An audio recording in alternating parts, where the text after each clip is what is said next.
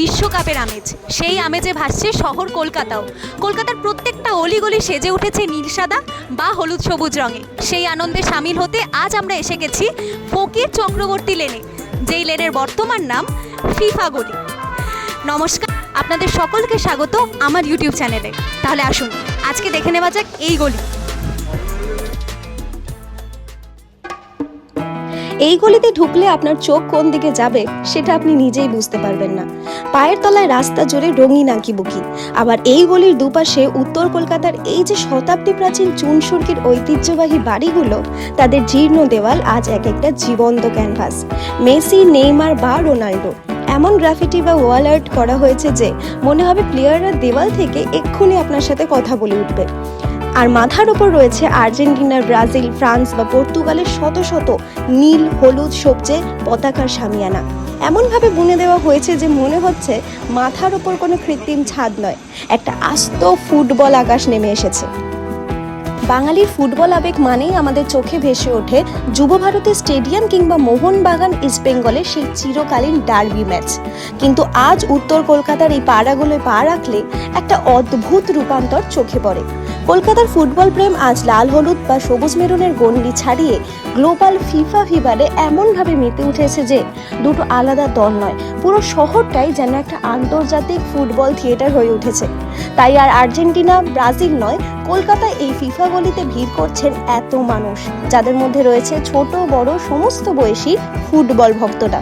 কেউ রিলস বানাচ্ছেন, কেউ সেলফি তুলছেন, কেউ আড্ডা দিচ্ছেন, কেউ বা বল নাচাচ্ছেন। এ এক অদ্ভুত উন্মাদনা।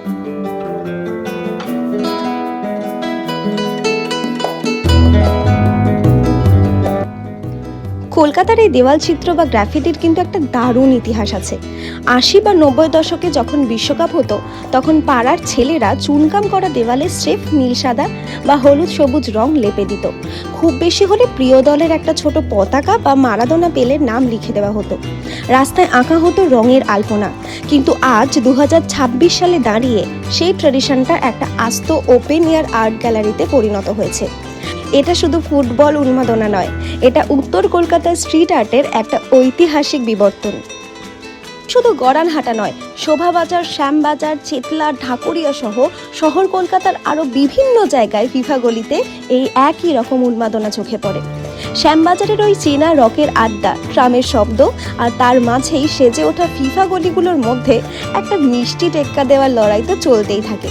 কার পাড়ার গ্রাফিটি কত নিখুঁত হলো আর কার পাড়ায় কত বেশি ভিড় হলো, লড়াইটা এভাবেই চলতে থাকে। কি মনে হচ্ছে এবার ওয়ার্ল্ড কাপ কারা জিতছে? আর্জেন্টিনা। এই ব্লগটা করার সময় উত্তর কলকাতার যে জিনিসটা আমার মন ছুঁয়ে গেল তা হলো এখানকার বাসিন্দাদের অসম্ভব নম্রতা। আমরা যখন ভিডিও করছি, তারা আমাদের ফ্রেমটা নষ্ট না করার জন্য নিজেরা দাঁড়িয়ে অপেক্ষা করছেন।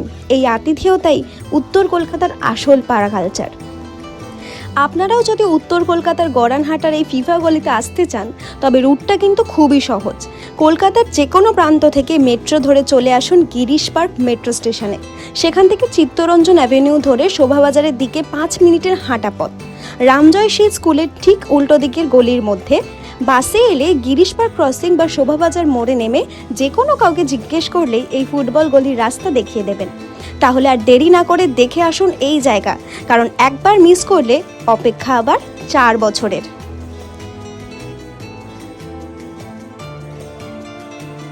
সব খেলার সেরা বাঙালির তুমি ফুটবল।